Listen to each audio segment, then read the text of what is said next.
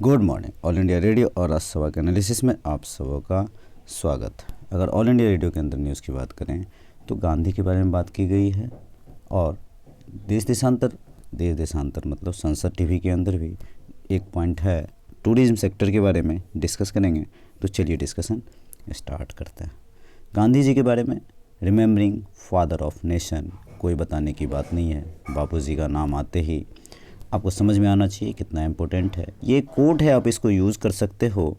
देखो यहाँ पर क्या है कि गांधी जनरेशंस टू कम, जो जनरेशंस आगे आएगा, it may will scarce believe that such a man as thing this one ever in flesh and blood walked upon this earth. मतलब अल्बर्ट आइंस्टीन ने ये बातें कही थी कि आगे लोग याद करेंगे, बिलीव करेंगे कि ऐसे गांधी एक व्यक्ति हुआ करते थे। मतलब गांधी जी का, अल्बर्ट आइंस्टाइन का इस तरह का कहना था कि नेक्स्ट जनरेशन भी याद करेगा, कोई ऐसा बंदा था इस धरती पे। वही गांधी जी की बातें देख लो, ये 1948 में एसिनेटेड हुआ था और आप इसको सोच सकते हो आज गांधी जी की बात हम लोग क्यों कर रहे हैं। उनका जो बिलीव था सर्वोदय थ्रू अंत्योदय तक जाने का, उसको आज भी हम लोग ले रहे हैं। ये सर्वोदय मतलब वेलफेयर फॉर ऑल, कहीं ना कहीं हमारे डीपीएसपी को पूरा कर रहा है। नेक्स्ट बात की जाए तो वर्ल्ड यूनाइटेड नेशन ने जो सस्टेनेबल डेवलपमेंट गोल जो SDG 17 लिया है, 17 सस्टेनेबल डेवलपमेंट गोल लिया है, वो भी गांधी जी के विचार से ही प्रेरित है। चाहे वो सैनिटाइजेशन की बात हो, चाहे वाटर की बात हो, ये सब सस्टेनेबल डेवलपमेंट गोल में हेल्थ की बात हो, सब दिया हुआ है। ग्राम स्वराज की जो कल्पना है हमारा, वो भी कहीं ना कहीं इसी से प्रेरित है। आर्टिकल 40 डायरेक्ट जोड़ सकते हो। चलते हैं नेक्स्ट आर्टिकल पे। देखो नेक्स्ट आर्टिकल जो है टूरिस्ट के बारे में बात की गई है। देखो टूरिस्ट के बारे में 2-3 बातें पहले हम जान ले कि ये देश की अर्थव्यवस्था को गति देता है। अगर पॉजिटिव पॉइंट की बात करें, देश की अर्थव्यवस्था को, इकोनॉमी को गति देता है टूरिज्म सेक्टर। दूसरा पॉइंट, एम्प्लॉयमेंट बढ़ता है, यानी रोज़गार के अवसर प्रदान होते हैं। तीसरा अवसर, हमारे सांस्कृतिक धरोहर जो हैं उनको पेश करता है, हमारे विदेशियों को हमारे यहाँ की चीज़ों के बारे में पता चलता है। अब देखो ये सारी बातें तो ठीक हैं, क्या क्या फ़ायदे होते हैं, लेकिन कोरोना आया और इस कोरोना से कितनी प्रॉब्लम्स खड़ी हुई।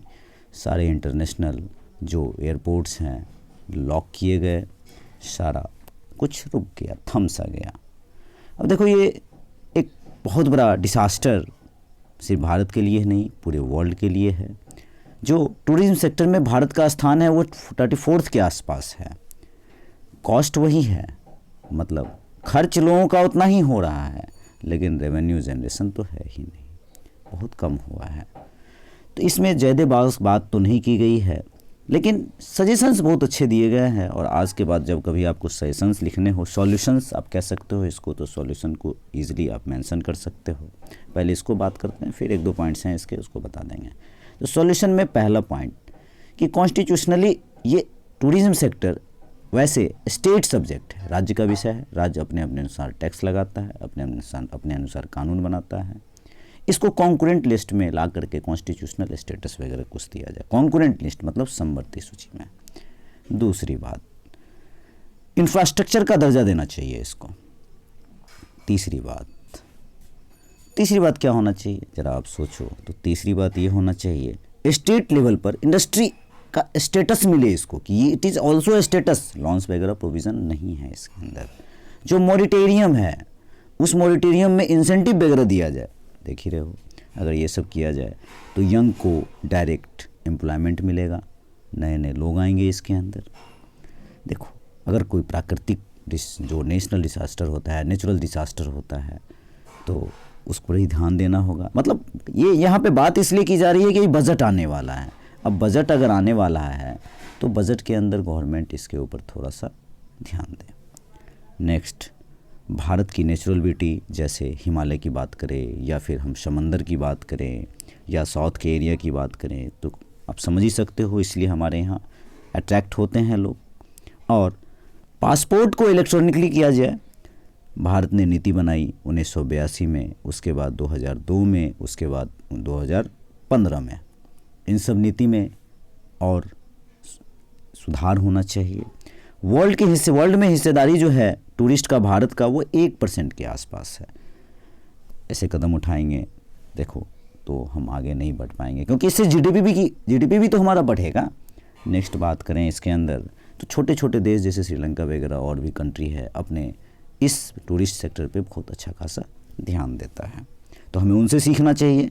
हाँ, कनेक्टिविटी बढ़ाया जाए, जैसे हाईवे वगैरह हमारे यहाँ बढ़ा है, जैसे पिलग्रिमेज प्रसाद करके एक स्कीम था, और जब ऐसे आंसर्स की बात करें और गवर्नमेंट के स्कीम की बात नहीं करें, प्रसाद एक स्कीम हो गया।